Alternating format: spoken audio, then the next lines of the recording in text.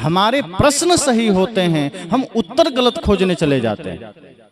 और जब तक प्रश्न का सही उत्तर हमें नहीं मिलेगा, हमारे जीवन में कोई समाधान नहीं होगा। यदि परिवार में दुख है, अगर परिवार में लड़ाई है, झगड़े हैं, वो एक दूसरे के साथ बैठकर ही मिट सकता है। वो तीर्थों में जाने से नहीं मिटेगा, वो पंडित जी के पास वास्तु ठीक कराने से नहीं मिलेगा, वो घर के पर्दे बदलने से नहीं मिटेगा। अगर आप घर के दरवाजे तोड़ दिए, पर्दे तोड़ दिए, घर का रंग रूप बदल दिए, तो क्या दुख मिट जाएगा? कोई पेड़ हरा भरा तब तक है जब तक आप उसके जड़ में पानी डालते हैं। जिस दिन जड़ में पानी डालना बंद कर देंगे, उसका तना पर आप चाहे जितना पानी मार दीजिए, पेड़ सूख जाएगा, हरा नहीं होगा। इसलिए साहब ने कहा, मूल गहे ते काम है तैमत भरम भुलाओ। तो कोई बाहर बता रहा है कि इस तीर्थ में जाओ तो काम बन जाएगा, कोई कह रहा है गंगा में जाओ तो काम बन जाएगा, कोई कह रहा है कमला में जाओ तो काम बन जाएगा, गोदावरी में जाओ तो काम बन जाएगा, कोई पुरी में जाओ, कोई द्वारिका में जाओ, प्रयाग में जाओ, काशी में जाओ, बद्री में जाओ, केदार में जाओ, गंगोत्री में जाओ, यमुनोत्री में जाओ, काम बन जाएगा। साहब कहते हैं बाहर काम नहीं बनेगा, बाहर के जल में काम नहीं बनेगा। सत्संग के ज्ञान गंगा में आना पड़ेगा और मन के भ्रम को समझना पड़ेगा। मन है आपके झगड़े का कारण, किसी से विवाद आपके मन के वजह से हुआ है, आपके कपड़े के वजह से नहीं हुआ है। और कपड़े के वजह से कब होता है? जब आप बढ़िया कपड़ा पहन लिए और भाई को नहीं दिए, तब विवाद होगा। जब आप बढ़िया भोजन कर लिए, छोटे भाई को नहीं दिए, तब विवाद होगा। लेकिन वो भी मन के ही कारण होगा, क्योंकि मन में गंदगी ने जन्म लिया, तब आपने किसी के साथ छल किया। मन में गंदगी ने जन्म लिया, तब आपने किसी के साथ कपट किया। साहब ने कहा, इसलिए जीवन में ये सदैव सोचिए कि हम कितने समाधान खोजते हैं बाहर। दुख है तो मंदिर चले गए, पीड़ा है तो मंदिर चले गए, और सुख के समय नहीं गए। संतों ने कहा कि हमारा सारा धार्मिक क्रियाक्रम डर और लालच में चलता है। डर दिखाया गया कि तुम धर्म के मार्ग पर नहीं चलोगे, तुम पूजा नहीं करोगे, तुम हनुमान जी को प्रार्थना नहीं गाओगे तो नरक में जाओगे, अग्नि में जलोगे। आदमी डर से हनुमान जी की पूजा करने लगा। लालच दिया गया कि तुम पूजा करोगे स्वर्ग मिलेगा, आदमी लालच में पूजा करने लगा। निश्चल मन से हम पूजा करते ही नहीं हैं, निष्कपट मन से हम भक्ति करते ही नहीं हैं। साहब ने कहा, परिवार के झगड़े, समाज के झगड़े हमारे मन की मूर्खता के कारण है, मन की नासमझी के कारण। इसलिए हम निश्चिंत नहीं हो पाते हैं। इसलिए तो आदमी आज टेंशन में है। मैंने कहा, ये टेंशन का कारण हमारा स्वार्थ है, ये टेंशन का कारण हमारे मन का विकार है। हम एक दूसरे में परमात्मा का दर्शन ही नहीं कर पाते। हमारा मन उलझा हुआ है, हमारा मन बिगड़ा हुआ है, और हम ठीक बाहर कर रहे हैं। समस्या मन में है और हम परेशान बाहर के लिए हो रहे हैं। साहब कहते हैं, आंगन में झाड़ू लगाइए, साफ रखिए, लेकिन अपने हृदय में भी झाड़ू लगाइए, क्योंकि आपका दिल काला है, दिल में भी गंदगी है। और दिल की गंदगी इतनी खतरनाक होती है कि यहाँ लोभ, ईर्ष्या, द्वेष, कपट भरा बैठा है। इसलिए साहब कहते हैं, सावधान रहिए। परिवार में है तो परिवार को तो बेहतर बनाइए। हमारा पारिवारिक जीवन बेहतर नहीं है, हम आध्यात्मिकता में प्रवेश कैसे करेंगे? हम शुद्धता का पालन नहीं करते, न तन की शुद्धता है, न मन की शुद्धता है। तन भी अपवित्र है। बहुत घरों में सुबह बिना नहाए भोजन बनता है। अब आपका भोजन पवित्र नहीं हो पाया तो मन कैसे पवित्र होगा? आपका तन ही अशुद्ध है तो आपका मन कैसे शुद्ध होगा? बहुत गहरी बात है मन की पवित्रता का ध्यान रखना, साधारण नहीं है। और आदमी के लिए ही ये है, ये जानवर नहीं कर सकते। जानवर अपने धर्म पर है। आपने किसी बैल को देखा जेल में बंद है कि कोई जुर्म में जेल में बंद है? शेर हत्या भी करता है तो जेल में बंद नहीं है, बचाने के लिए पिंजरा में बंद किया जाता है कि इसको बचाया जाए, मारा नहीं जाए। शेर बचाने का अभियान चल रहा है, गीदड़ बचाने का अभियान चल रहा है, गाय बचाने का अभियान चल रहा है, हिरण बचाने का अभियान चल रहा है, चीता बचाने का अभियान चल रहा है, तेंदुआ बचाने का अभियान चल रहा है। और आदमी का कोई अभियान चल रहा है? आदमी पैदा ना हो इसका अभियान चल रहा है कि आदमी पैदा ही ना हो, क्योंकि सारी समस्याओं का कारण आदमी। इस धरती के सारी समस्याएं आदमी की देन है। आप यहाँ से जाएं, रात हो जाए तो आपको डर किससे लगेगा? आज के समय में आप सांप बिच्छू से नहीं डरते हैं, आप आदमी से डरते हैं कि कोई वो ना मिल जाए। आज के समय में सबसे बड़ा सांप बिच्छू आदमी है। आज के समय में सबसे बड़ा कलंक आदमी है। तो किसी जानवर को आपने नहीं देखा पाप करते, वो अपने धर्म पर है। आप किसी गाय को दे दीजिए शराब, मर जाएगी, पिएगी नहीं। आप दे दीजिए मांस, मर जाएगी, खाएगी नहीं। आप किसी बैल को दे दीजिए गांजा, नहीं पिएगा। लेकिन आदमी को जो दे दीजिए सब चलेगा, आदमी सब कर लेता है। इसी तरह शेर को दे दीजिए दाल भात सब्जी, नहीं खाएगा, वो धर्म पर है, उसको मांस खाना धर्म है, वो खाएगा। बिल्ली, सियार, भेड़िया, लकड़बग्घा, चीता, जितने जानवर हैं ये सब मांसाहारी प्रकृति ने बनाया, वो अपने धर्म पर चल रहा है। वो जन्म से मांसाहारी है, अपने धर्म पर चल रहा है।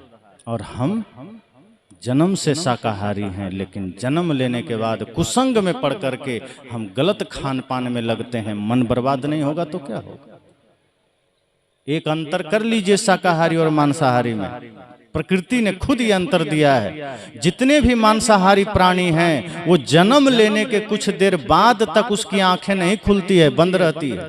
जितने भी जन्म से मांसाहारी हैं, जिसको प्रकृति ने मांसाहारी बनाया है वो जन्म लेने के बाद भी आंख नहीं खोलता है, कुछ देर बाद उसकी आंखें खुलती है। लेकिन जो शाकाहारी है वो जन्म लेते ही खुली आंख से जन्म लेता है, वो बंद आंख से जन्म नहीं लेता है। एक अंतर और, जो शाकाहारी है वो कंठ से घूंट करके पानी पीता है, और जितने भी मांसाहारी हैं वो जीभ से पानी पीता है, लप लप लप लप करके। आप देख लीजिए, ये अंतर है। एक अंतर और है, जितने भी शाकाहारी प्राणी हैं उसकी आंतें उसकी ऊंचाई से 5 गुना बड़ी होती है, और जो मांसाहारी है उसकी आंतें छोटी होती है ताकि मांस को पचा जाए। और आदमी की आंतें हमारी ऊंचाई से 5 गुना बड़ी है। साहब कहते हैं आदमी अपने धर्म पर नहीं चल रहा है, सारे जानवर अपने धर्म पर चल रहे हैं, सारे जीव जंतु अपने धर्म पर चल रहे हैं, इसलिए उसका मन बिगड़ता नहीं है। इसलिए आप देखिए जानवरों में बल्कि नैतिकता है, जानवरों में अभी भी आदर्श है। आप कुत्ते को एक रोटी दे दीजिए, अपना फर्ज नहीं भूलता, दुम हिलाने लगता है, वो आपको अपना मालिक मान लेता है। आप खूंखार से खूंखार जानवर को प्यार दीजिए, आप पर हमला नहीं करेगा, लेकिन आदमी कब पीछे से छुरा घोंप दे पता नहीं चलेगा। तो सारी समस्याएं आदमी के जीवन में है, और क्यों है? क्योंकि हमारा आहार बिगड़ा। मन हमारे समस्याओं का कारण इसलिए हुआ क्योंकि हमारा भोजन बिगड़ा, और भोजन बिगड़ने के कारण कितनी बड़ी दुर्घटना होती है। हमारे जीवन में जितनी भी विसंगतियां हो रही है हमारे गंदे मन की वजह से हो रहे हैं, और इसका प्रभाव हमारे आहार से होता है। आप भोजन बनाते हैं, अगर आप खिन्न अवस्था में बना रहे हैं, आप क्रोध की अवस्था में बना रहे हैं, आप अशुद्धि के साथ बना रहे हैं, तो ध्यान देना वो भोजन नहीं, वो जहर बन रहा है। खाने वाला खा तो लेगा, लेकिन वो भोजन जहर बनकर जाएगा, उसके मन मस्तिष्क को झकझोर के रख देगा। इसलिए भोजन नहीं, प्रसाद बनाइए। जैसे आप छठ पूजा में बनाते हैं ना, कितनी शुद्धता रखते हैं, आप जानते हैं रखना, बस हमेशा रखना नहीं चाहते। उतनी शुद्धता अगर आपने प्रतिदिन किया तो प्रतिदिन आपकी पूजा है, आपका ध्यान है, आपका सत्संग है। कर्म ही तो पवित्र करना है। और जैसे ही आपने भोजन को शुद्ध कर दिया, आपने अपने जीवन को, शरीर को शुद्ध कर दिया, आपके बाद उसके सारे चिंतन, मन सब शुद्ध होते चले जाएंगे। और यदि भोजन शुद्ध हुआ तो सबका मन शुद्ध हो जाएगा, और शुद्ध मन से कभी कोई गलत नहीं कर सकता। गलत काम करने के लिए मन का गंदा होना जरूरी है, ध्यान दीजिए। कोई भी गंदा काम गंदा मन से होता है, शुद्ध मन से नहीं होता। और शुद्ध मन होगा शुद्धता जीवन से, शुद्ध अपनाने से। खान पान शुद्ध रखिए, घर को शुद्ध रखिए, नहा स्नान तो करिए। तन का स्नान और मन का स्नान दोनों जरूरी है। तन का स्नान जल से होगा, मन का स्नान सत्संग से होगा, गुरु ज्ञान से होगा। हमारा जीवन मिला। बहुत लोगों को तो पता ही नहीं कि भक्ति क्या चीज है। भक्ति भी जीवन में जरूरी है। हम कहाँ सोचते हैं, धन जरूरी है, घर जरूरी है, पद जरूरी है, भक्ति हम सोचते ही नहीं। मौत सामने आ जाती है तब तक हमें पता नहीं रहता कि भक्ति भी कुछ है। इसलिए साहब ने कहा मन जब शुद्ध होगा तो अपने आप टेंशन भी मिटेगा। आज जो टेंशन है, आज जो समाज में समस्याएं हैं, आज जो समस्याएं हमारे जीवन में है, इसका कारण हमारा मन है। साहब ने कहा कि इसीलिए ध्यान देना, मन आपको निश्चिंत नहीं रहने देता, मन आपको टेंशन में रखता है, मन आपको पीड़ा में रखता है। आदमी कहता है समय नहीं, 3 दिन का सत्संग है। कई बार मैं एक छोटा सा उदाहरण दे रहा हूं। कई लोग कहते हैं 3 दिन का है, अंतिम दिन चलेंगे या बीच का दिन चलेंगे, पहला दिन क्या करेंगे। लेकिन कहीं सरकारी राशन बंटने लगे तो आदमी कहता है अरे पहला ही दिन चलो, क्या पता खत्म हो जाए। राशन के लिए आप राजी हैं, वो पेट भरने के लिए है, फिर भी आप तैयार हैं। लेकिन जो ज्ञान आपको मुक्ति पद प्रदान कर सकता है, जो ज्ञान आपको निश्चिंतता प्रदान कर सकता है, जो किसी बाजार में नहीं मिलेगा, वहां के लिए आप उत्सुक नहीं हैं। आप सोचते हैं तीसरे दिन चलेंगे। तो हमारी उत्सुकता भी तो नहीं है कि मन को निर्मल भी बनाना है। ये शरीर ऐसे ही थोड़े धारण किया। सोचो अगर कुछ लेके जाना होता तो कितना पाप होता। सब छोड़ के जा रहे हैं फिर भी इतना पाप, सब छूट रहा है फिर भी हम पाप किए चले जा रहे हैं। साहब ने कहा मन का टेंशन ध्यान से मिटेगा, सत्संग से मिटेगा। दूसरा कोई उपाय नहीं, दूसरा उपाय मिलेगा भी नहीं। आप सहरसा चले जाइए, लोगों से पूछिए बाजार में जाके कि कुछ पैसे दे रहा हूं, थोड़ा सा शांति दे दो, सुख दे दो, देगा कोई दुकानदार? जिस दुकानदार से, जिस व्यक्ति से आप कहेंगे ये पैसे ले लो, थोड़ा शांति दे दो, वो कहेगा सामान जितना है ले सकते हो, मेरे पास है, पर जिस शांति की तुम बात कर रहे हो उसे तो मैं भी खोज रहा हूं, मिला ही नहीं। रात में सोने के लिए नींद की गोलियां खानी पड़ती। वो शांति बाहर नहीं है। अच्छा सोचिए, आदमी धन क्यों कमाता है? आप मेहनत क्यों करते हैं? किसी से पूछो पढ़ते क्यों हो? आदमी कहता है पास होने के लिए। फिर पूछिए पास क्यों होते हो? अगले कक्षा में जाने के लिए। तो अगले कक्षा में जाना क्यों है? ताकि हम नौकरी पा सकें। तो नौकरी क्यों पाना है? पैसे के लिए। तो पैसा क्यों चाहिए? घर बनाने के लिए। तो घर क्यों चाहिए? तो शादी विवाह करेंगे तो रहेंगे कहाँ, उसके लिए।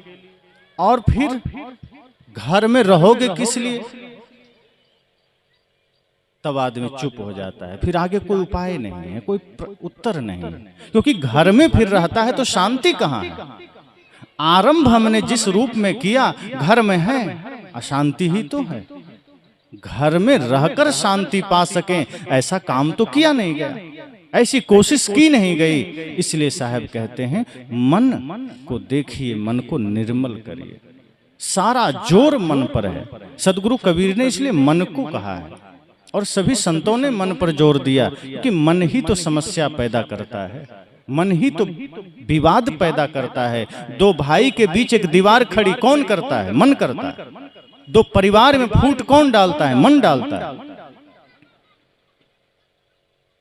दो भाई थे, बड़ा प्रेम था, एक ही गुरु से दीक्षा ली, शादी नहीं हुई थी। बड़े की हो गई थी, छोटे की नहीं हुई थी। गुरुजी बड़े ज्ञानी थे, शांत स्वभाव के थे। सत्संग किया, दोनों भाई ने सत्संग कराया और दोनों ने माला भी लिया।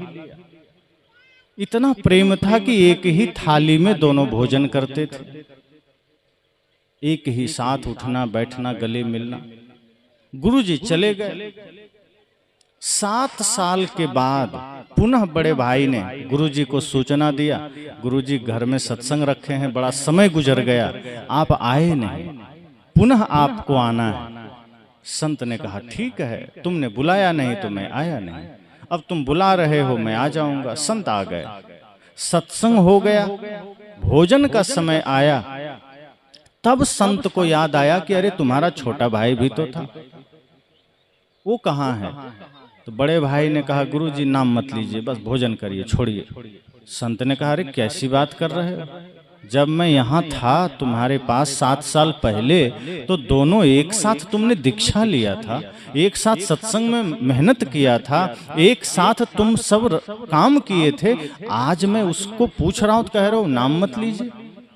उसने कहा हाँ हाँ बस आप भोजन करिए, रहने दीजिए, नाम मत लीजिए। संत ने कहा वो रहता कहाँ है ये तो बताओ, है कहाँ? कहा वो सामने ही पड़ोस में घर बनाया वहीं रहता है। कहा बात क्या है? कहा 7 साल हो गया जब से आप गए तब से बात बंद है।